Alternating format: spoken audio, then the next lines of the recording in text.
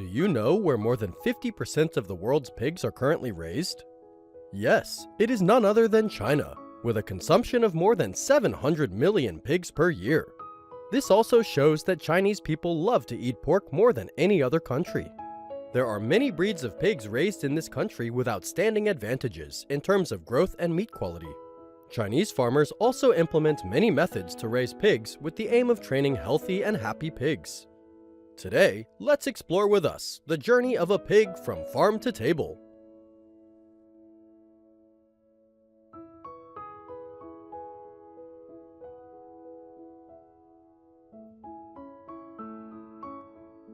Currently, China has more than 450 million pigs and 40 million breeding sows raised on 1,900 large-scale farms. They are cared for comprehensively from infancy to adulthood. The journey of a pig in China is similar to other pigs raised in the world.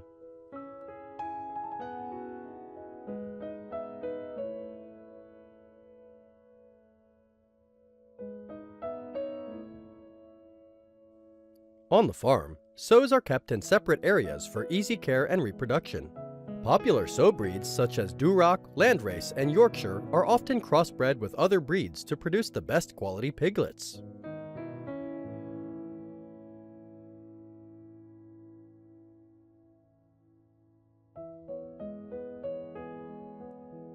Right from birth, piglets are raised with their mother for about 2 weeks, during which time they mainly suckle their mother's milk and will be weaned when separated from the herd.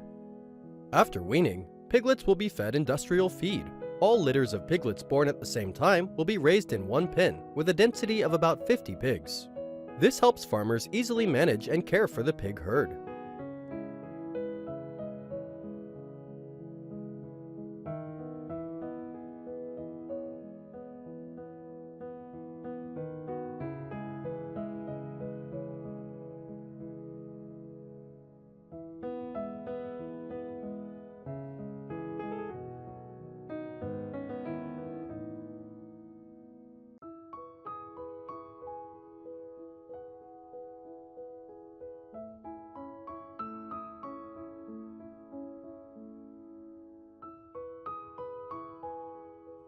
Pigs grow relatively quickly, and the amount of food is also changed to suit growing pigs to meet their nutritional needs for comprehensive development. Health management for pigs also needs to be focused on, such as regular vaccination and regular health checks, ensuring disease prevention and biosecurity. Conditions in livestock barns are also equipped with automatic temperature control systems, lighting, and ventilation systems, ensuring an ideal living environment for pigs. Pigs are raised until they reach slaughter standards, typically between 90 to 110 kilograms. They are transported in specialized trucks designed to reduce stress on the pigs during transport, at which point each pig is also given a final check to ensure it is free of disease before entering the processing line.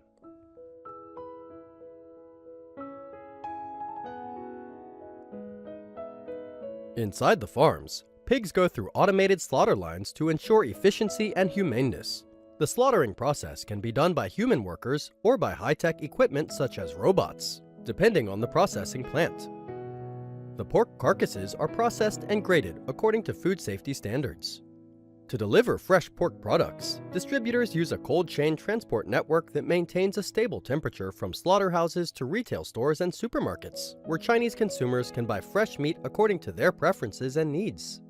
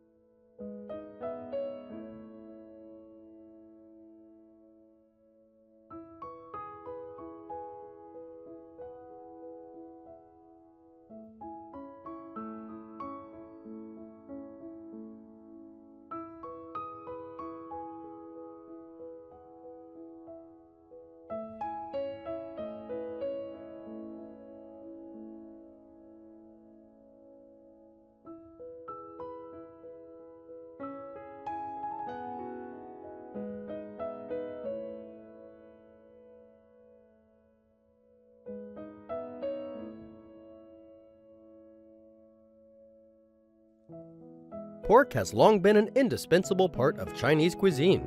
It is the most popular source of protein, not only in daily life, but also appears in many traditional dishes, festivals, and important ceremonies. During these days, pork is used as an offering to ancestors, showing respect. Because in Chinese culture, pork is often considered a symbol of abundance and wealth.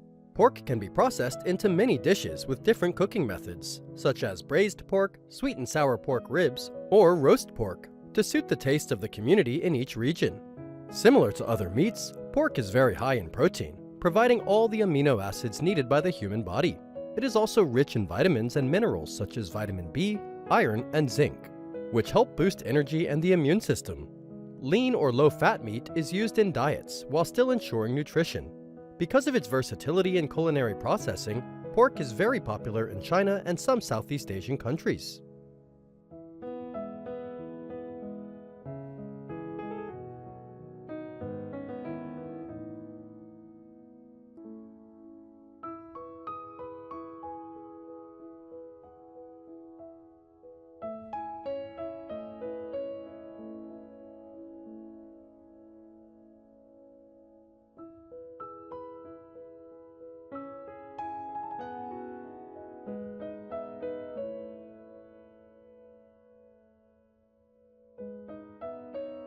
Although pork plays an important role in China's economy and food security, farmers still need to focus on sustainable farming, promoting animal welfare, and protecting the environment. Farms are also increasingly investing in systems that reduce waste and environmental impact. In recent years, pork prices in China have been volatile due to the ongoing epidemic, which is also a major challenge for Chinese farms. Because the epidemic not only causes the death of millions of pigs, but it also has a serious impact on pork prices and market fluctuations in this country. If there are no appropriate measures, it will lead to economic fluctuations in the entire industry system in China.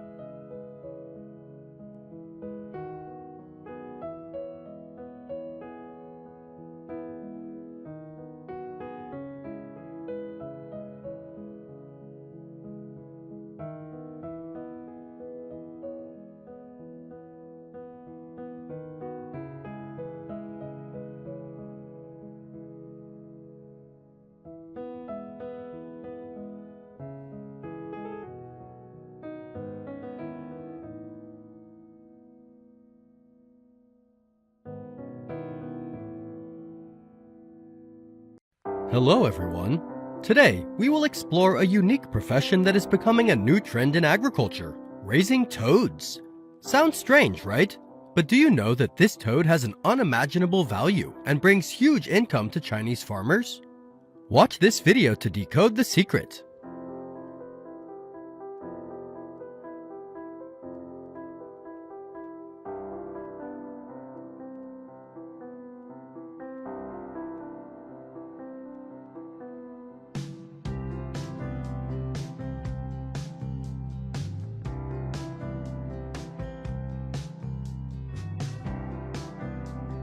Toads are not simple animals.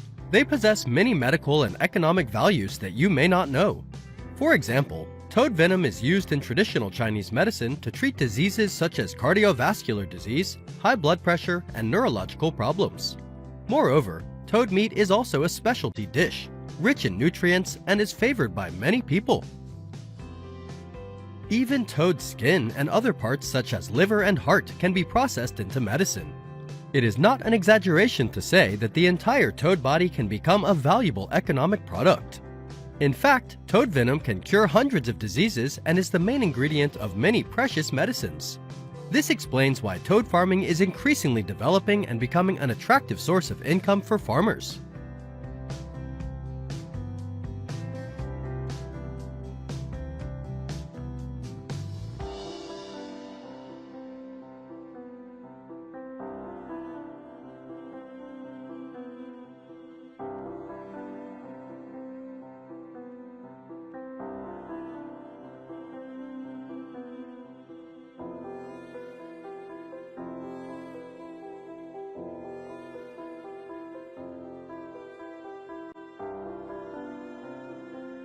So, how to raise toads in large quantities and with high economic efficiency? The secret lies in the experience of Chinese farmers. To raise toads effectively, Farmers must first choose a place to raise toads very carefully.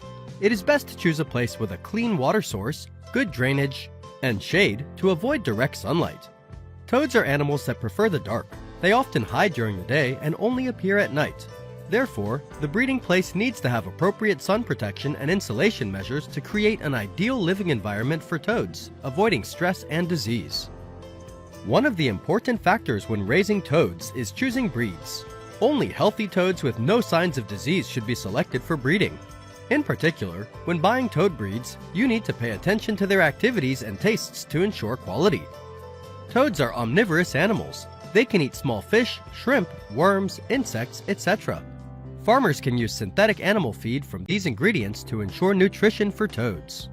An effective way for toads to hunt naturally is to install light bulbs in the cage to attract insects, helping to save on food costs.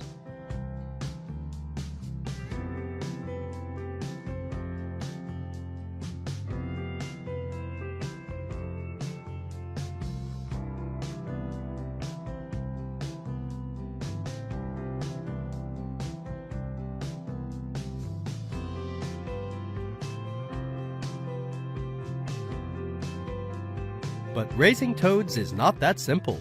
Toads are extremely lazy animals. Even when food is placed in front of them, they cannot see and do not eat.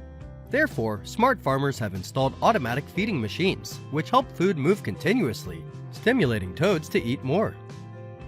In addition, these machines are also integrated with modern technology to monitor toads or check the environmental conditions of the farming environment, and are remotely controlled via smart devices. One of the great advantages of automatic feeding machines is the ability to effectively control the amount of food, helping to ensure a nutritional balance for toads, thereby promoting their growth and development. In the toad farming profession, the living environment is also an extremely important factor. Toad farms must be disinfected regularly to prevent the spread of bacteria and infectious diseases. At the same time, it is necessary to monitor water quality and make timely adjustments to ensure that the living environment is always in the best condition. When toads are sick, they need to be isolated and treated immediately to minimize the risk of spreading and ensure the health of the toads.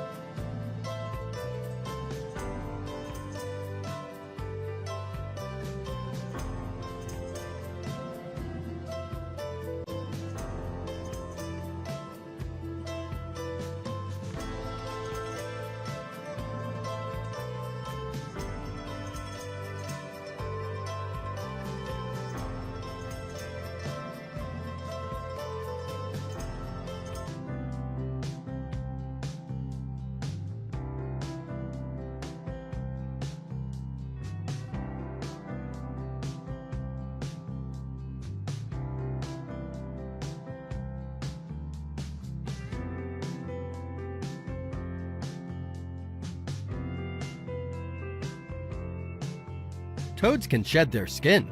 Is this really true? In Chinese legend, if someone sees a toad shedding its skin, they will become rich.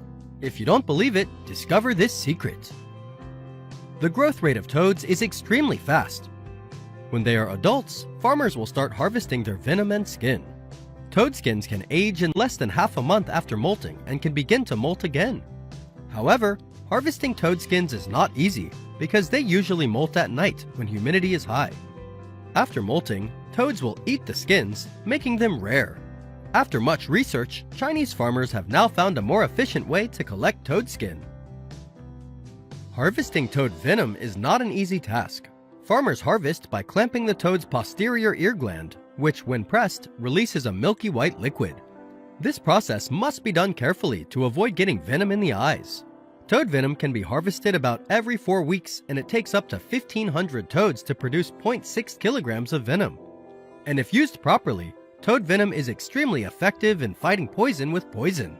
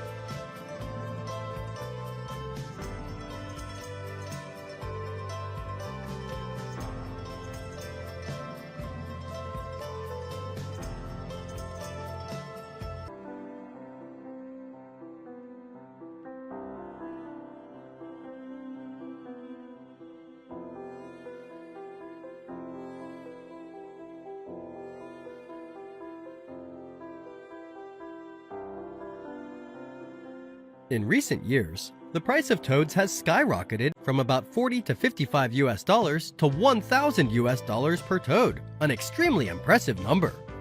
This shows that the toad farming industry has great economic value and is increasingly attracting people's attention. Moreover, toad products not only serve domestic needs, but can also be exported abroad, expanding the international market. Besides, toad farming also has outstanding advantages such as low investment, quick harvest, low risk. Therefore, this profession is a great opportunity for farmers to increase their income and become rich sustainably.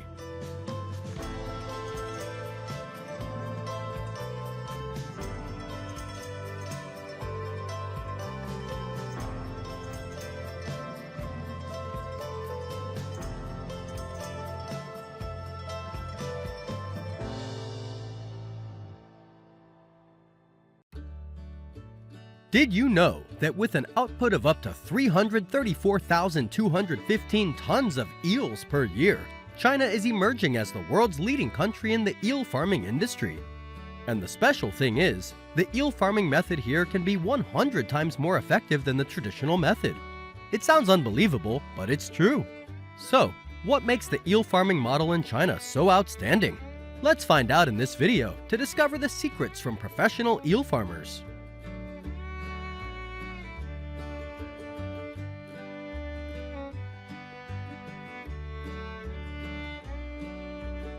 Monopterus eel, also known as field eel, is an extremely familiar eel breed in China.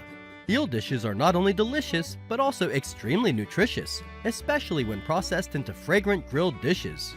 Eel stewed with Chinese herbs or hot, rich eel soup. But did you know that one-horned eels are extremely easy to raise, low cost, but the productivity is so huge that everyone has to admire it? With a lightning-fast growth rate, in just a few months, from 1 kilogram of baby eels, you can harvest up to 5 to 10 kilograms of adult eels. Eel farming has now become a real goldmine in China.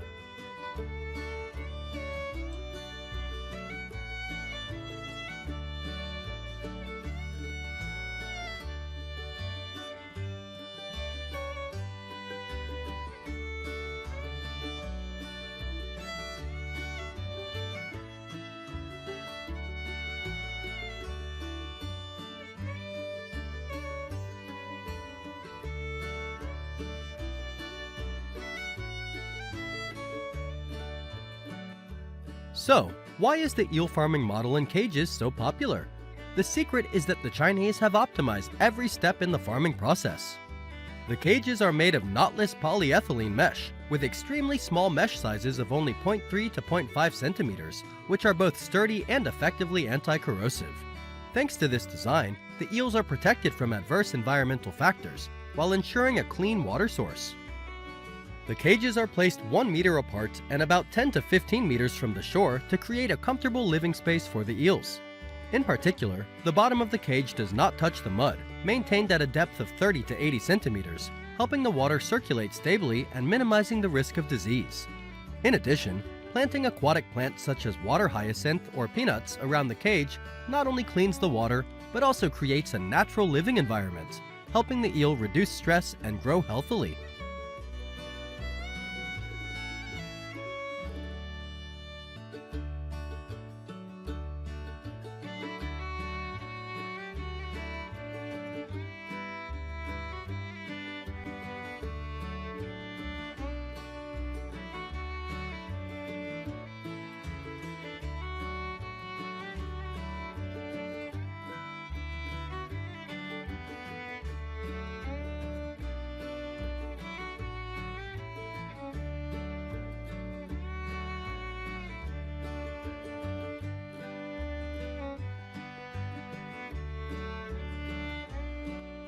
The ideal time to stock the fish is from June to July, when the water temperature is stable above 25 degrees Celsius.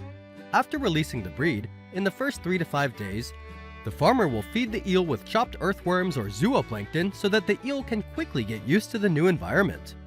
Eels eat best in the afternoon, from 5 to 6 o'clock. The amount of food should only account for about 5 to 10% of their body weight. The main food is earthworms, small fish, silkworm pupa, and large zooplankton, often ground and mixed with synthetic food to supplement nutrition. In particular, before feeding, the food needs to be soaked in water so that the eel can digest it more easily and not pollute the water source. Eels often suffer from diseases such as plum spot, hemorrhage, or fever, mainly due to poor water quality or too high stocking density. To prevent this situation, it is necessary to pay attention to selecting healthy breeds, disinfecting ponds before stocking eels, and controlling appropriate stocking density.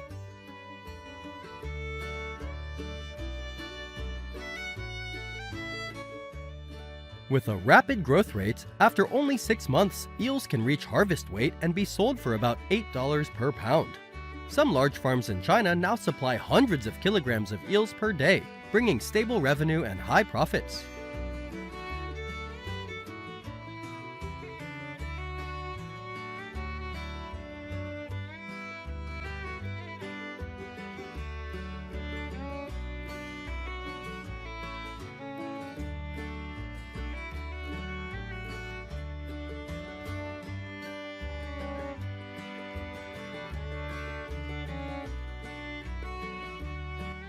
Not only stopping at selling adult eels, many farmers also invest in eel farming to sell juveniles, expand production scale, and increase income. Market demand is also constantly increasing, with more than 3 million tons of eels consumed each year in China and nearly 200,000 tons exported to Japan and Korea. Xiantao City, Hubei Province, is the birthplace of eel farming in ponds. Currently, this area still maintains an output of about 154,279 tons, accounting for 46.2% of the country's aquaculture output. Coming to Xiantao, you can find large eel farms covering tens of thousands of acres. With extensive experience, eel farmers here can raise hundreds of millions of eels each year, ensuring a survival rate of 95%. With this method, you don't need to be a big investor to raise eels. Instead, you just need to install a smart cage to start. Now, have you seen the savings and efficiency of this model? Surely you will not need a large farming area like the traditional model.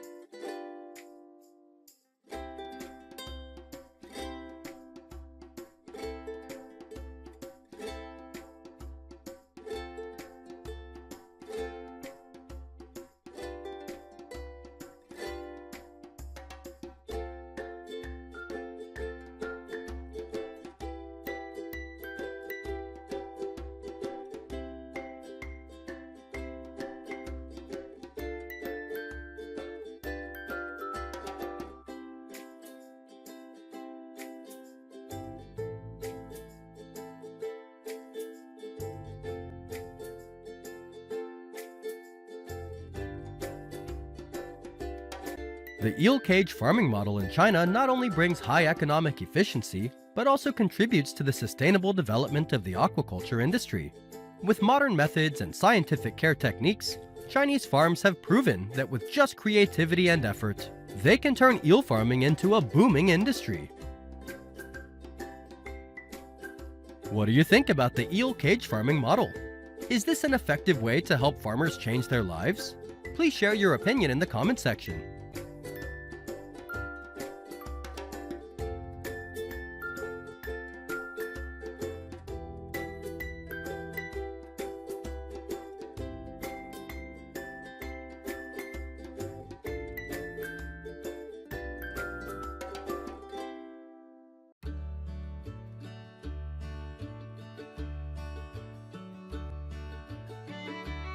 For many years, Japan has dominated the global cultured pearl market, bringing hundreds of millions of dollars in economic value to farmers. Pearls are small but possess unique beauty, making their value increasingly high. So, how do the Japanese maintain and develop this special economic industry? Let's explore pearl farms in Japan in today's video.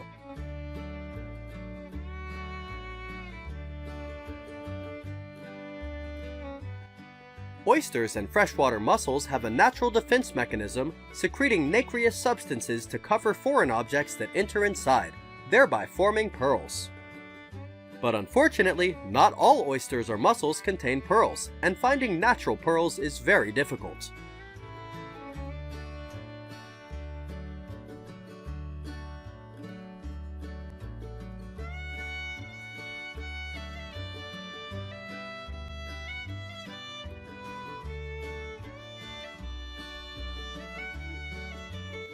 This led to the development of pearl farming in the early 20th century.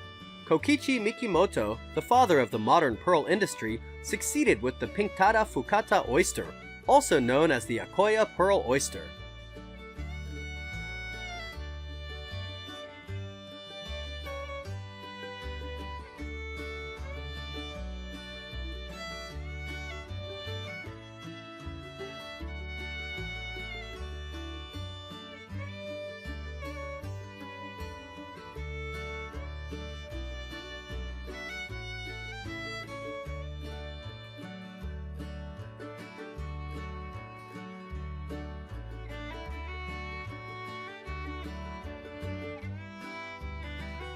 Pearl farming began with the cultivation of Akoya pearl oysters.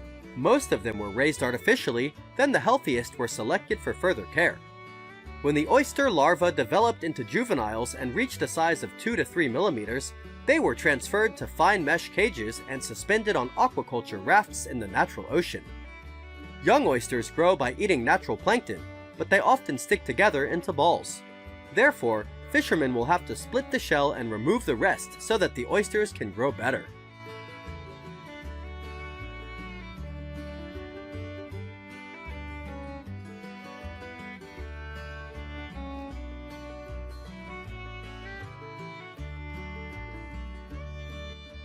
After about a year, their size increases and they are transferred to larger nets.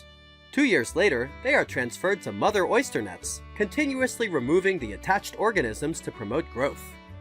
When the mother oysters reach the size for surgical breeding, they are placed in special baskets and hung on rafts to reduce physiological activity, avoiding surgical shock. Then, the cutting and sewing process to collect the pieces will take place. Cutting and sewing is an important process, affecting the survival rate and quality of the pearl.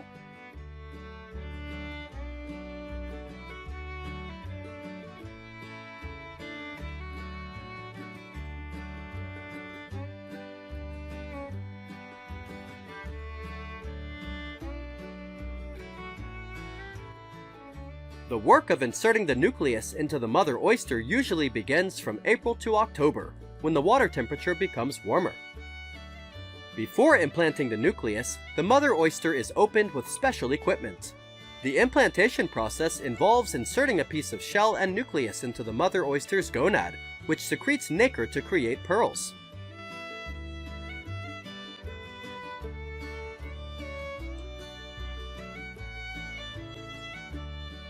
After the surgery, the oyster is cared for and restored in calm waters for about 20 days. If the core does not fall out, the oyster will continue to be cultured for about the next 2 years and checked by X-ray. The mother oysters will be fixed to a net and hung at sea at the appropriate density, ensuring adequate food and oxygen. During this time, the work of removing debris from the oyster shell is still carried out regularly.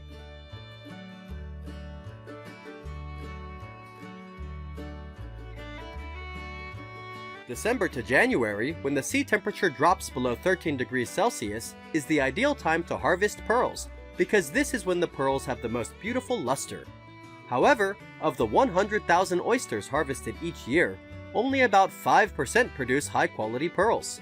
The majority of pearls collected are of average or worthless quality. After each harvest, only a small portion of the oysters continue to be cultured with artificial pearls. The rest cannot survive. Therefore, Japanese fishermen can use the oyster meat as food or organic fertilizer for crops.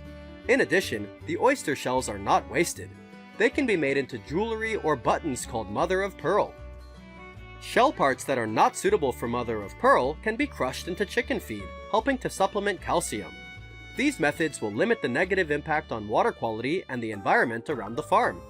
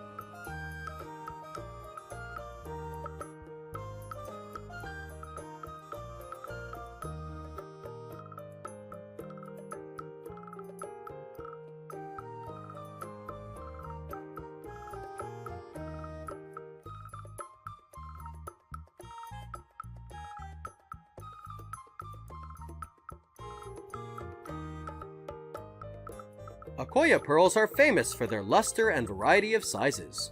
Originally considered a vulgar copy of natural pearls, they have since become popular. In Japanese culture, pearls have great significance, being considered a symbol of purity and innocence, and a talisman for fishermen. Japan can produce about 20 tons of cultured pearls a year, bringing in about 16.6 billion yen, $111 million, and is determined to achieve a higher target in the following years. However, that figure is still far from its peak in the late 1980s, when Japan produced about 70 tons of pearls worth nearly $600 million. In the future, the pearl farming industry in Japan will continue to grow, as it is one of the country's main export items.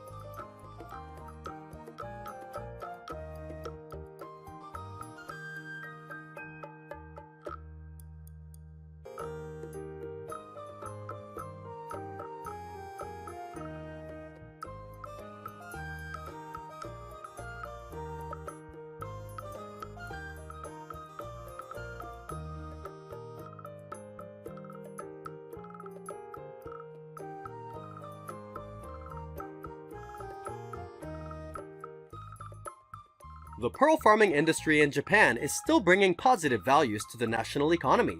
With modern techniques, they have created the largest and brightest pearls, helping Japan become a major center of the global cultured pearl trade.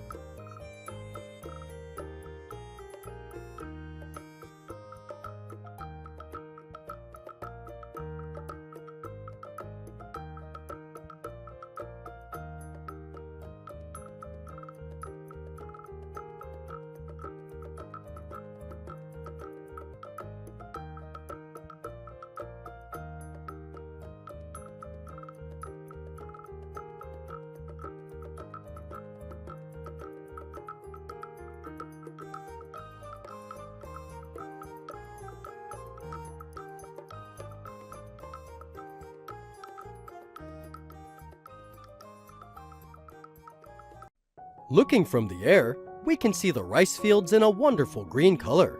At first glance, this is a peaceful rural scene. But if you look closely, in the middle of the rice fields, there are flocks of ducks busy foraging. Normally, ducks are raised around rivers or ponds, but now they are living in rice fields.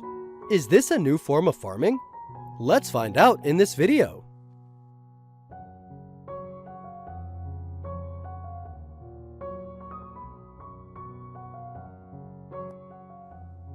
China is one of the oldest civilizations in the world, with a rich and diverse agriculture. In particular, the model of livestock farming combined with rice farming is a sustainable agricultural method and helps optimize resources and improve productivity. In addition to combining rice farming and crab farming with fish farming, some areas are also famous for raising ducks in rice fields to increase productivity. So, how is duck farming in rice fields practiced in China?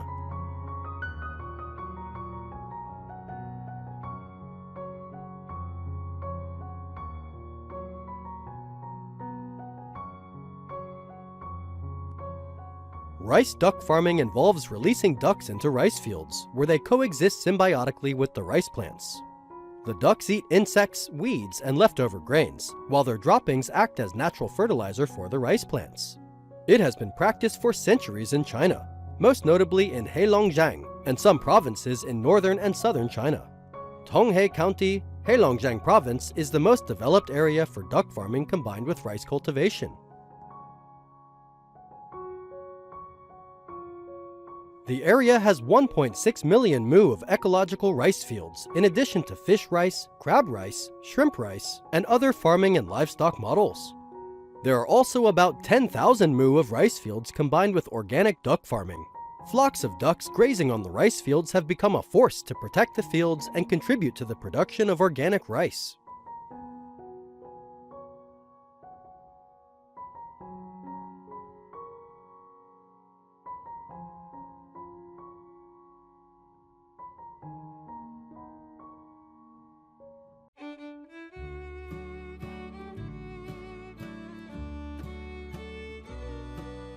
To create a favorable environment for ducks in rice fields, farmers need to build small dikes and canals to confine the ducks and control the water level.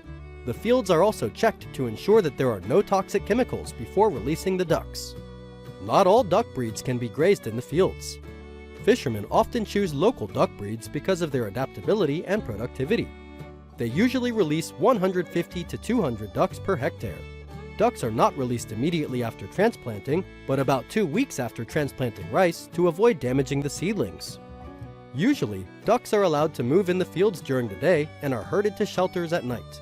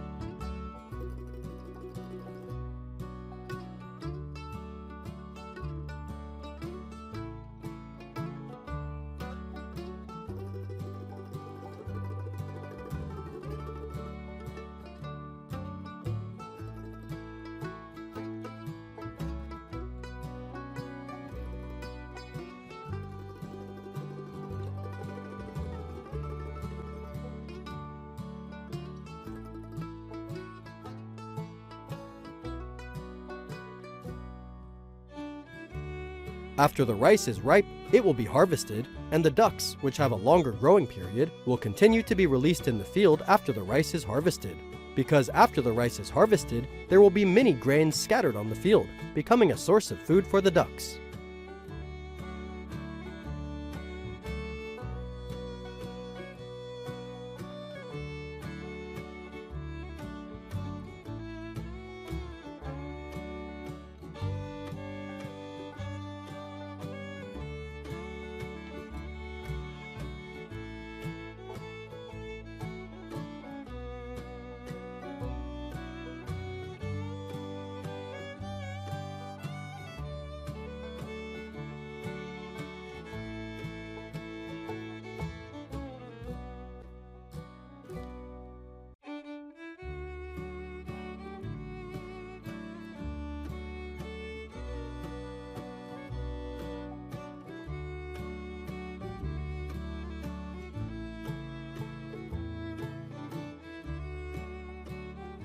This form of integrated farming brings optimal efficiency to both rice fields and ducks.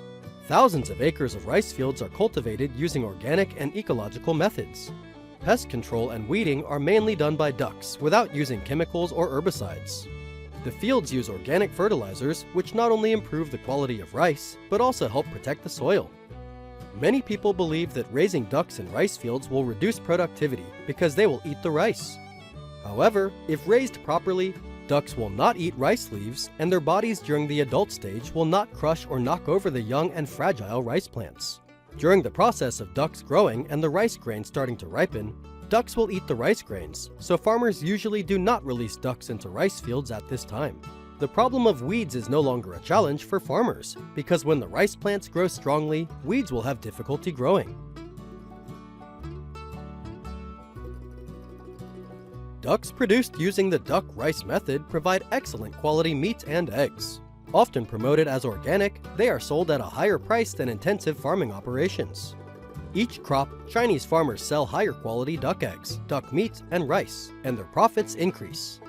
Farmers also save money on pesticides or herbicides, thereby reducing production costs and increasing profits. This contributes to protecting the environment and ecosystem, reducing greenhouse gas emissions. This farming method also creates a rich habitat for other aquatic organisms, contributing to local biodiversity. Ducks mainly play the role of water conduction, weeding, insect catching, and fertilizing. So Chinese farmers often say that ducks are the real guardians of rice fields.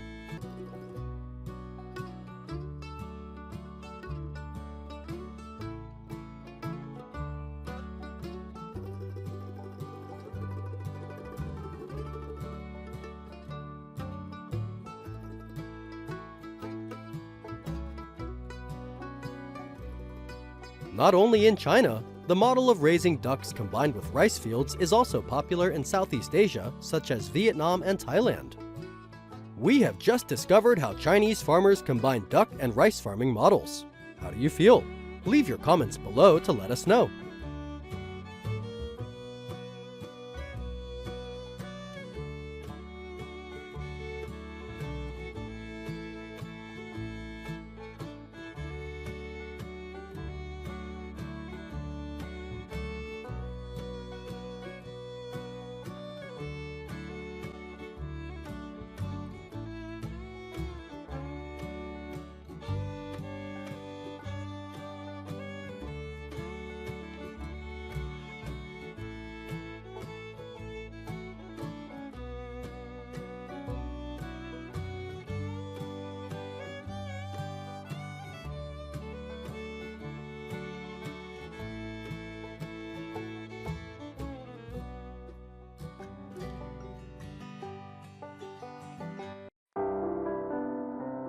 Have you ever heard of an Asian Arowana fish being auctioned for up to $300,000? Yes, this price is even higher than a Lamborghini, although it is an aquarium fish.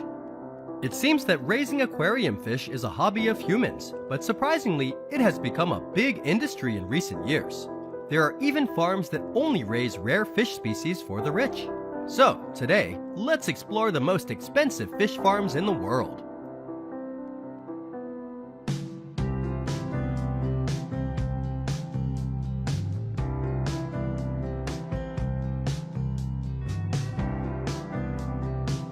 Currently, the global ornamental fish market is valued at $8 billion, and it is expected to increase sharply in the next few years. Ornamental fish farms are built all over the world, but the leading ornamental fish export industry is Indonesia, China, and Japan. Here, there are many farms raising famous and expensive ornamental fish such as Arowana, koi fish.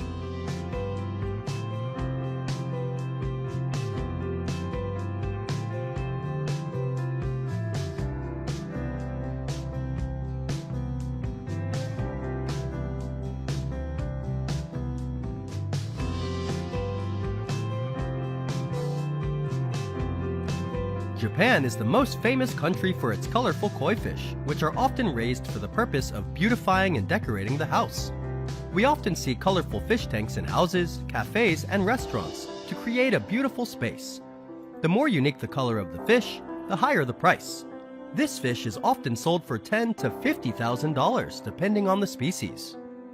Koi farms are mainly located in Fukushima Prefecture with a scale of up to thousands of fish. The farm also trains koi fish for breeding not only to serve the consumption needs in Japan, but also have export value. Japanese koi fish are exported to China and Southeast Asia.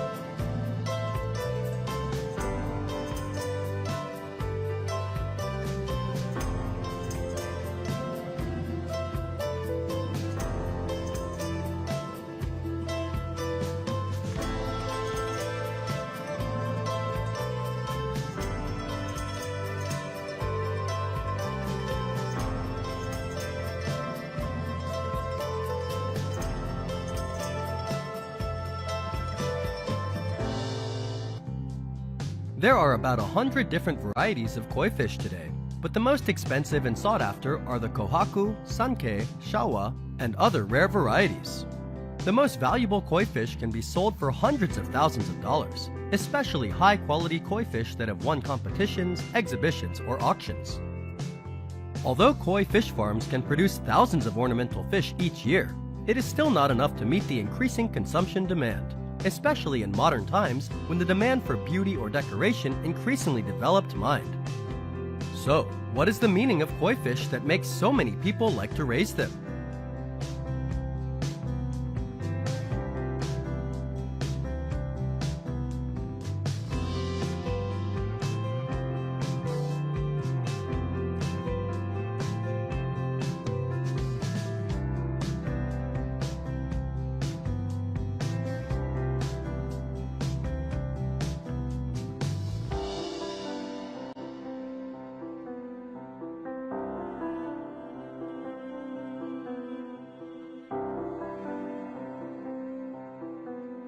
For the Japanese, koi fish are not only ornamental fish, they are also symbols of luck and perseverance.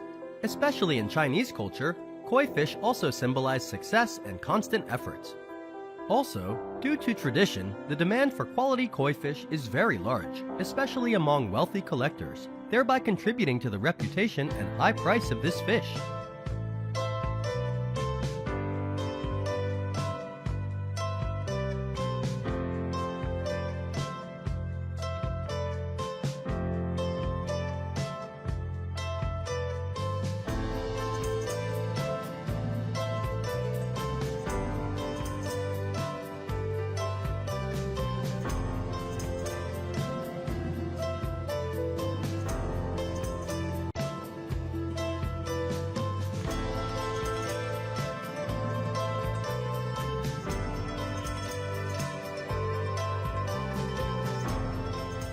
In addition to koi fish, another fish species that is only for the rich is Arowana fish. This is one of the ornamental fish species that is strongly sought after all over the world. The largest Arowana fish farms today are built in Indonesia and Singapore due to the favorable climate and environment, partly because this fish species originated in Southeast Asia. Arowana farms often use advanced breeding technologies to optimize their farming. They can be raised in large outdoor ponds that simulate the natural environment for the arowana to thrive. Farmers also raise arowanas to breed in the wild. However, after the eggs are incubated and hatched into fry, the fry need to be raised in an aquarium environment to increase their survival rate. During this period, many people mistakenly believe that arowanas reproduce by mouth, but in fact, they only incubate the eggs in their mouths, and the incubation stage is performed by the male arowana.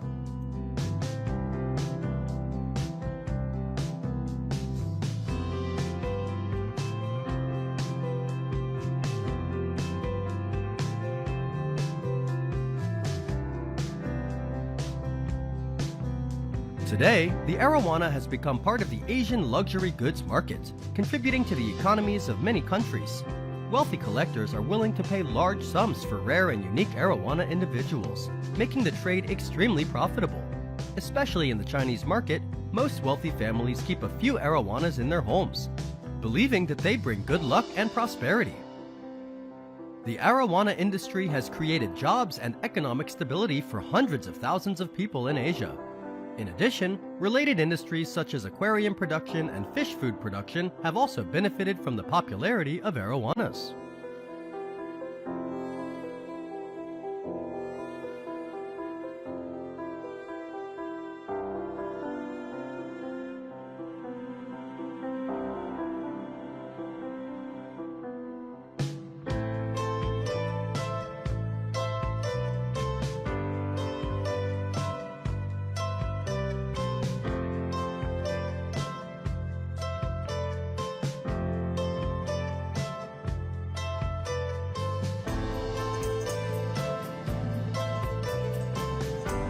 In recent years, ornamental fish farms have been expanding in many areas of the world. With its increasing value, it can become a strong export industry for many countries in the world. Asia in developing efficient livestock systems.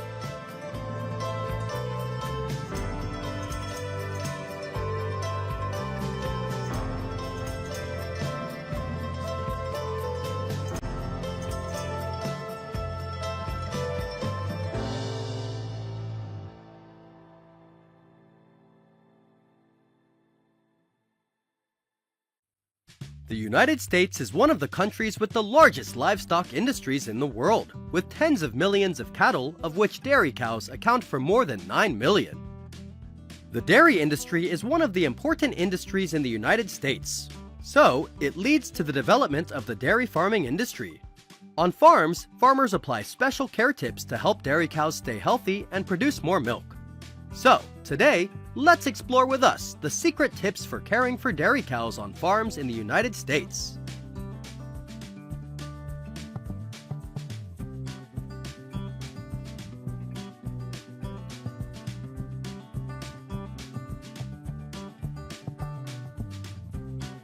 Dairy farms aim to have healthy and productive cows.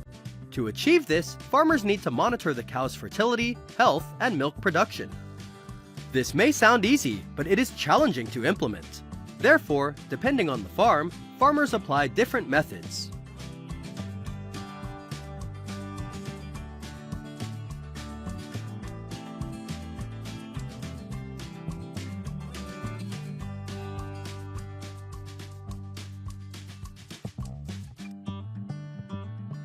American farmers often invest in barn improvements to improve the living environment for dairy cows. Using comfortable bedding such as high-quality straw helps prevent joint problems and infections. Because muddy and damp barns cause cows to be stressed and susceptible to hoof and joint diseases, leading to loss of appetite and reduced fertility. The cowshed should be kept clean, dry, and large enough to allow the cows to lie down comfortably without being crowded. In addition, the cowshed should be kept quiet, as dairy cows are sensitive to loud noises and sudden movements.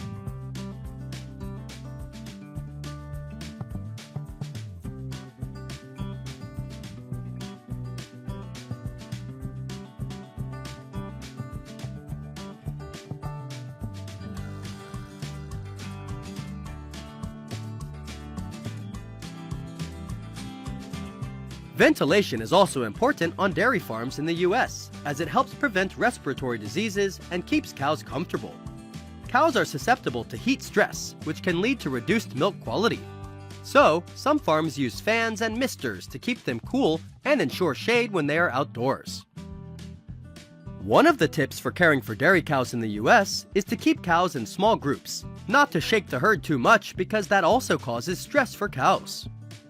Minimize isolation for cows that are being treated or need to be monitored, including dairy cows in the breeding period.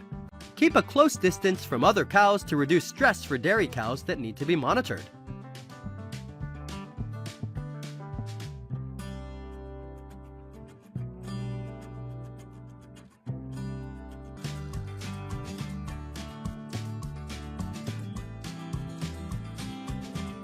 Ventilation is also important on dairy farms in the US, as it helps prevent respiratory diseases and keeps cows comfortable. Cows are susceptible to heat stress, which can lead to reduced milk quality. So, some farms use fans and misters to keep them cool and ensure shade when they are outdoors. One of the tips for caring for dairy cows in the US is to keep cows in small groups, not to shake the herd too much because that also causes stress for cows. Minimize isolation for cows that are being treated or need to be monitored, including dairy cows in the breeding period. Keep a close distance from other cows to reduce stress for dairy cows that need to be monitored.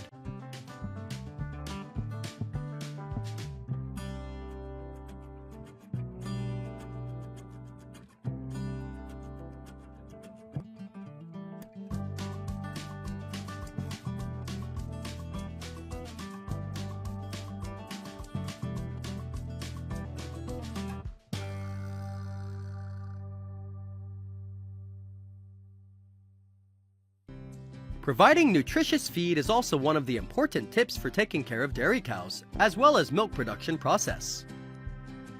Feed cost accounts for 50 to 60% of the total cost of milk production. Moreover, the specific nutritional components provided not only directly affect the milk volume, but also affect the profitability and overall health of dairy cows. Therefore, farmers often use high-quality feed to provide cows. High-quality silage and hay are commonly used on dairy farms in the United States. They provide a balance of fiber, protein, and energy in the cow's diet. The roughage must be clean and free of mold, as spoiled feed can be detrimental to digestion and overall health.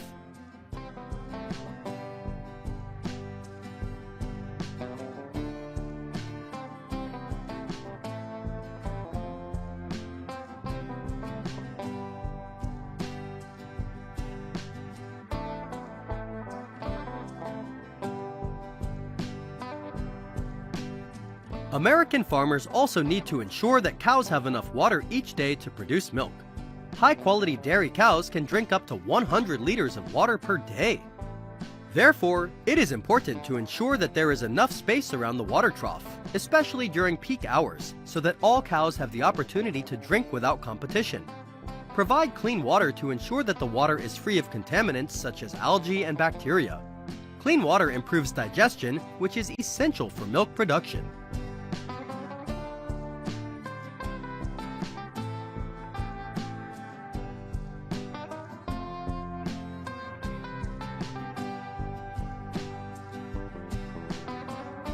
In the dairy industry, optimizing udder health is essential to improve animal welfare, production efficiency, and reduce antibiotic use. However, achieving these improvements requires farmers to have specialist knowledge of treatment, milking, infection control, and animal resilience. The milking areas also feature modern systems to reduce stress on the cows and ensure the highest quality milk.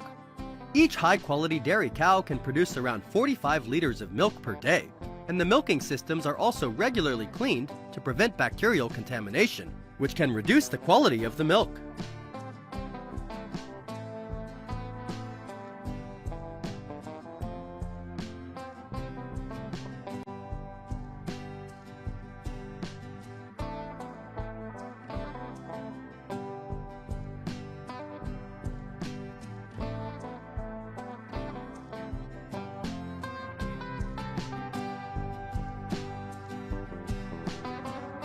In the dairy industry, optimizing udder health is essential to improve animal welfare, production efficiency, and reduce antibiotic use. However, achieving these improvements requires farmers to have specialist knowledge of treatment, milking, infection control, and animal resilience. The milking areas also feature modern systems to reduce stress on the cows and ensure the highest quality milk. Each high-quality dairy cow can produce around 45 liters of milk per day, and the milking systems are also regularly cleaned to prevent bacterial contamination, which can reduce the quality of the milk.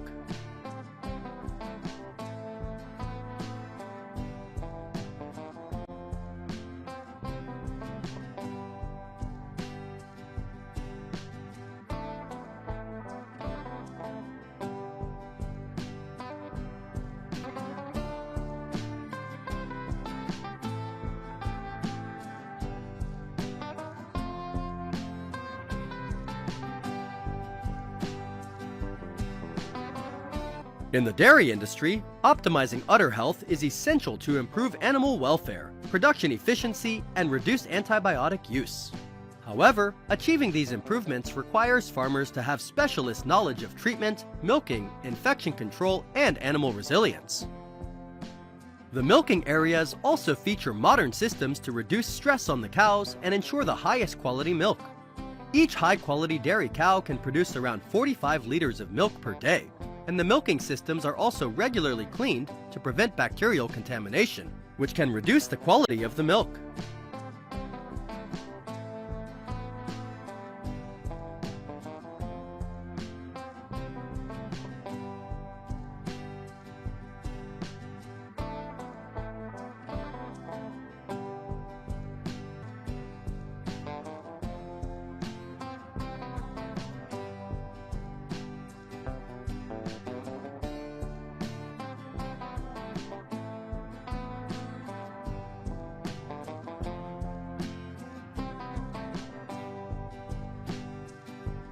Milk after being milked is stored in containers and quickly preserved for transport to the processing plant.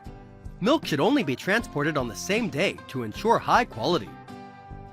Every year, people consume about 150 million tons of milk worldwide, mostly fresh milk that has been processed and pasteurized. After being processed, the milk is usually bottled and distributed throughout the region. You can easily buy any bottle of cow's milk in supermarkets in the US and around the world, because milk has become a popular drink all over the world.